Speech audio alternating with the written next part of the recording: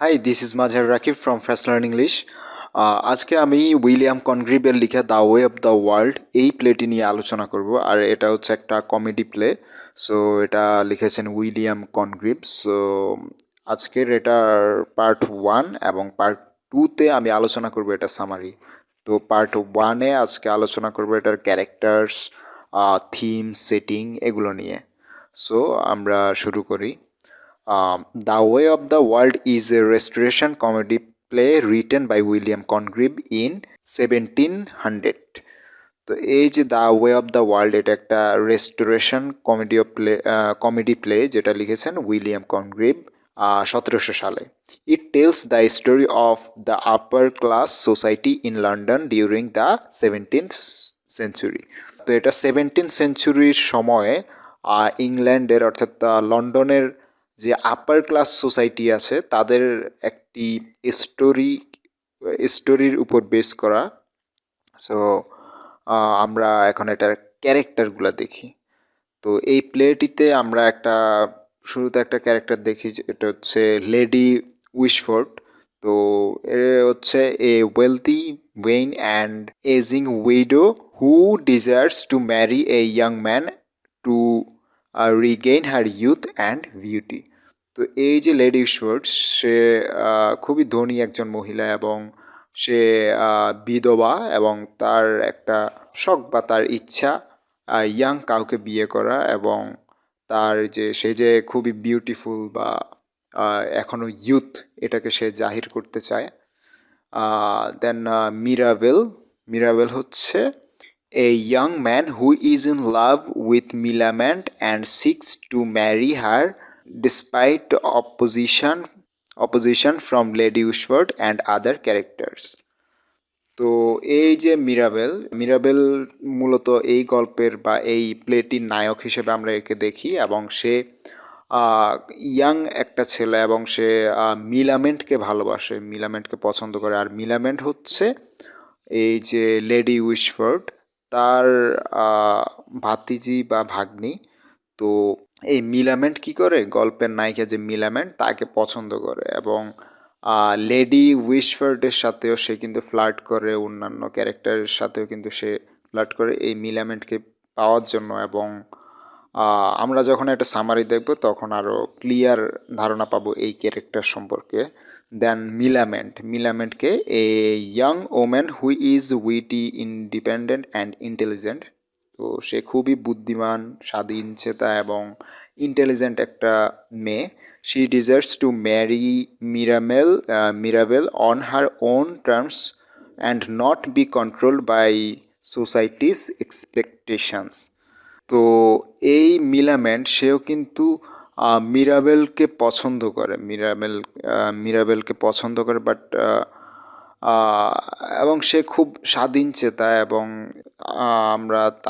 এখানে আমরা দেখতে পাই যে সে খুব স্বাধীনচেতা একটা মেয়ে, এবং তার গার্ডিয়ান হচ্ছে এই লেডি উইশফোর্ড। তার লেডি উইশফোর্ডের অর্থাৎ এই মিলামেন্টের বাবা, সে যখন মারা গিয়েছিল, মারা যাওয়ার আগে এই মিলামেন্টকে তার এক আন্টি লেডি উইশফোর্ড তার কাছে রেখে যায়, এবং মিলামেন্টের বাবা তার সম্পদগুলোও এই লেডি উইশফোর্ডের কাছে দিয়েছে, যে যখন মিলামেন্ট বিয়ে করবে তখন যেন ওগুলো তাকে দিয়ে দেওয়া হয়। আর এখানে আরেকটা শর্ত দিয়েছিলেন মিলামেন্টের বাবা, যে মিলামেন্ট যদি তার নিজের ইচ্ছায় বিয়ে করে তাহলে সম্পত্তির থেকে অনেক কম ভাগ পাবে সে, আর যদি সে ওই লেডি উইশফোর্ডের ইচ্ছায় বিয়ে করে তাহলে তার রেখে যাওয়া সম্পত্তির পুরোটাই মিলামেন্ট পাবে। সো দেন আরেকটা ক্যারেক্টার, সেটা হচ্ছে Fainall, a deceitful man who is married to Mrs Fainall but is secretly in love with Mirabell's former lover Mrs Marwood. তো আরেকটা ক্যারেক্টার যেটা দেখি সেটা হচ্ছে ফেইনাল হচ্ছে লেডি উইশফোর্ডের মেয়ের হাজব্যান্ড। লেডি উইশফোর্ডের মেয়ে হচ্ছে মিসেস ফেইনাল অথবা অ্যারাবেল, যার নাম। তার হাজব্যান্ড হচ্ছে ফেইনাল।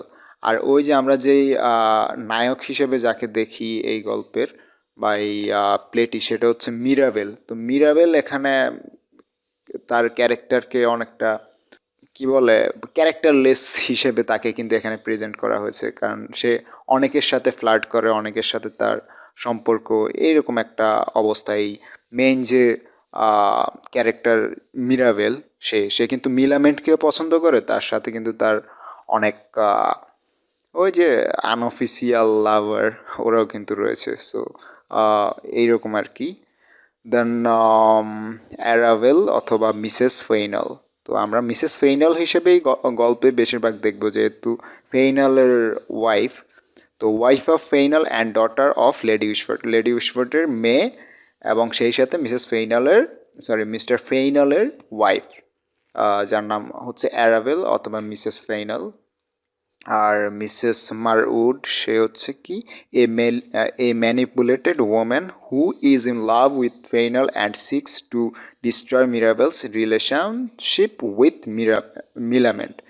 তো সে একটি ম্যানিপুলেটিভ ওম্যান এবং সেই সাথে সে এই যে ফেইনালের সাথে তার একটা সম্পর্ক রয়েছে, অ্যারাভেলের হাজবেন্ড ফেইনাল, তার সাথে একটা সম্পর্ক রয়েছে এবং সেই সাথে সে মিলামেন্টের সাথেও যেই মিরাবেলের সম্পর্ক, এটার মধ্যেও সে বাধা দেয়, বা এখানেও সে কিন্তু অনেকটা ষড়যন্ত্র করে।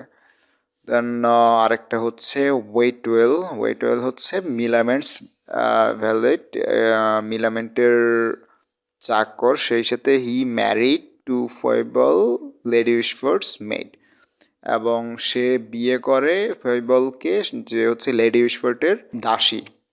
দেন ফয়েবল লেডি উইশফোর্ডস মেড ম্যারিড ওয়েটওয়েল। তো এই ফয়েবল সেও লেডি উইশফোর্ডের মেড, যাকে আমরা একটু আগেই বলেছি, এবং সে ওই ওয়েটওয়েলকে বিয়ে করে। Then Witwoud and Petulant, two foolish and vain gentlemen who serves as comedy relief in the play. তো এই দুইটাও মোটামুটি এখানে মেজর ক্যারেক্টার হিসেবে দেখি, দুইজন ফুলিশ জেন্টেলম্যান। তো এদের অ্যাপিয়ারেন্স আমরা গল্পে এই প্লেটির মধ্যে দেখতে পাবো। দেন এটা থিমসটা দেখি, থিমস হচ্ছে লাভ অ্যান্ড ম্যারেজ। সো এটার মেন থিম শুরুতেই হচ্ছে love and marriage. The play explores the complexities of love and marriage in upper class society. তো এই প্লেটি এটা এক্সপ্লোর করে আপার ক্লাস সোসাইটির লাভ এবং ম্যারেজ নিয়ে যেই কমপ্লিসিটি বা যেই জটিলতা, এই বিষয়গুলো কিন্তু এখানে প্রতীয়মান হয়, এখানে এগুলার অ্যাপেয়ার হয়।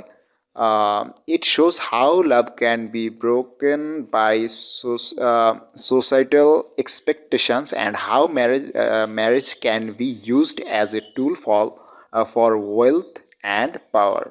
প্লেটির মধ্যে দেখানো হয় যে লাভ কিভাবে ভেঙে যায় এই সোসাইটির যে এক্সপেকটেশনের কারণে, ম্যারেজ কিভাবে ইউজ হয় একটা ওয়েলথ এবং পাওয়ারের টুল হিসেবে, এই বিষয়গুলো কিন্তু এখানে খুব সুন্দরভাবে ফুটিয়ে তুলেছে। সো এই লাভ অ্যান্ড ম্যারেজ এটা খুবই ইম্পর্ট্যান্ট একটি থিম।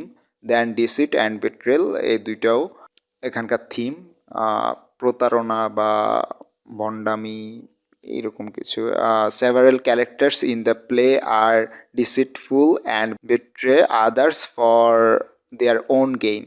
তো এই যে প্রত্যেক ক্যারেক্টারের মধ্যেই কিন্তু আমরা দেখতে পাই এরা খুবই ডিসিটফুল, এবং সেই সাথে তাদের অনেক মানে হিংসা পরায়ণতা তাদের মধ্যে রয়েছে, এবং তারা নিজেকে নিজে গেইন করার জন্য বা নিজেকে নিজেই উপরে রাখার জন্য বিভিন্নভাবে বিভিন্ন প্রতারণা করে থাকে। It shows the negative consequence of such actions and how they can ultimately lead to a downfall, এবং এগুলা একটা নেগেটিভ বিষয়কে দেখায়, এবং এইসব এই ডিসিট এবং বিট্রেয়ালের কারণে একটা সময় কিন্তু তাদের কিভাবে ক্ষতিগ্রস্ত হয় তারা, এবং আলটিমেট লিড টু এ ডাউনফলের মধ্যে তারা কিভাবে পতিত হয়, এই ডাউনফল কিভাবে তাদের হয়, এই সব কিছু কিন্তু এই প্লেটিতে দেখা যায়। তাদের লোভ, সেই সাথে তাদের অহংকার, এই সকল বিষয়ের কারণে তারা কিভাবে ক্ষতিগ্রস্ত হয়, এগুলা কিন্তু আমরা গল্পের প্লেটির সামারি পড়তে গেলে তখন আমরা দেখব। সো ডিসিট অ্যান্ড বিট্রেল এটাও কিন্তু এটার ইম্পর্টেন্ট থিম।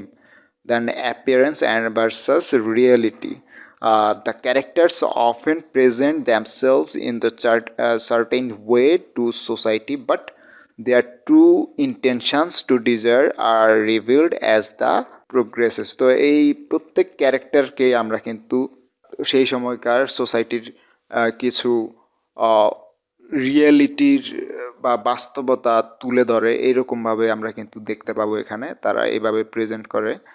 এবং আস্তে আস্তে যখন প্লেটির প্রোগ্রেস হবে বা প্লেটির যখন আমরা পুরোপুরি পড়ব তখন কিন্তু এটার ট্রু বিষয়টা কিন্তু আরও ভালোভাবে আমরা বুঝতে পারবো। তারা এই এই ক্যারেক্টারগুলোর বিষয়গুলো কিন্তু আমরা আরও ক্লিয়ার ধারণা পেয়ে যাব। আর এই যে অ্যাপিয়ারেন্স ভার্সাস রিয়েলিটি এটাও কিন্তু এটার একটি theme.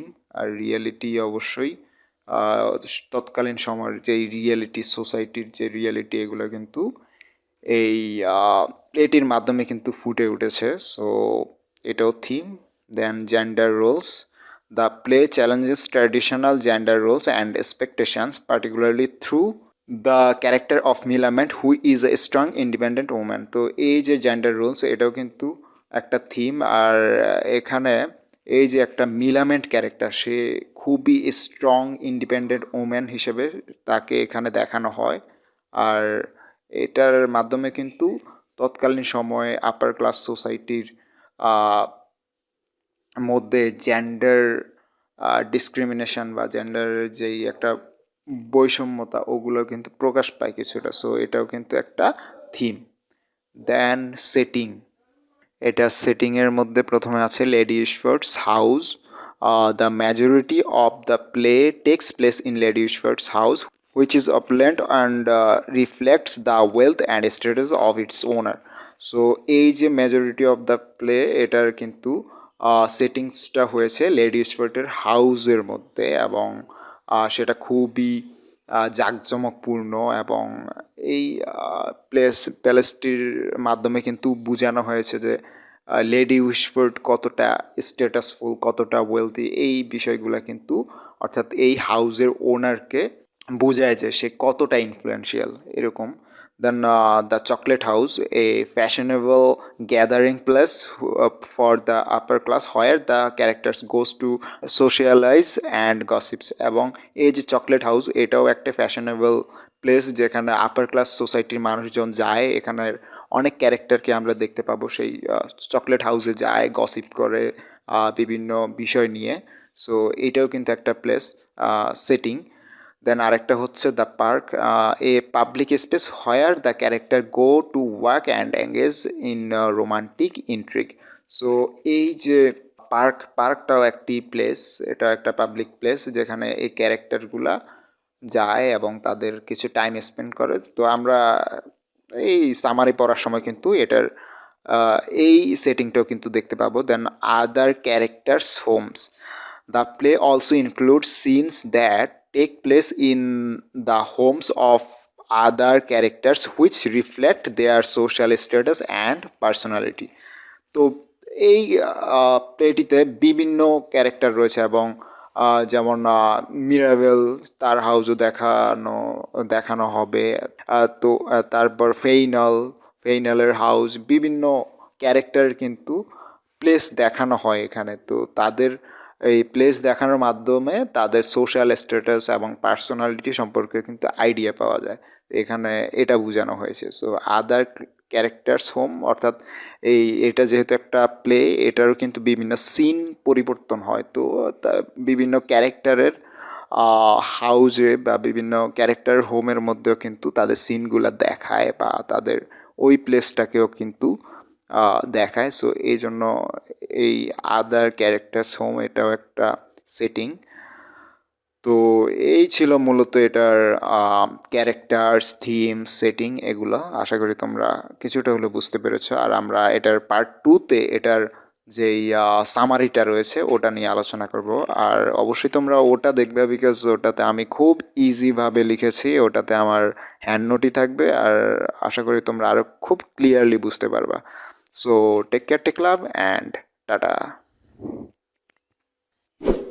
Linguistic ELT, history of English literature এবং অনার্স থার্ড ইয়ার ফোর্থ ইয়ারের ক্রিটিসিজম সহ আলাদা আলাদা সকল বিষয়ের কোশ্চেন ওয়াইজ কোর্স নিতে এখনই যোগাযোগ করো ভিডিও ডেসক্রিপশানে দেওয়া আমাদের ফেসবুক পেজে, বা মেসেজ দাও আমার ফেসবুক আইডিতে, অথবা আমাদের নাম্বারে যোগাযোগ করতে পারো।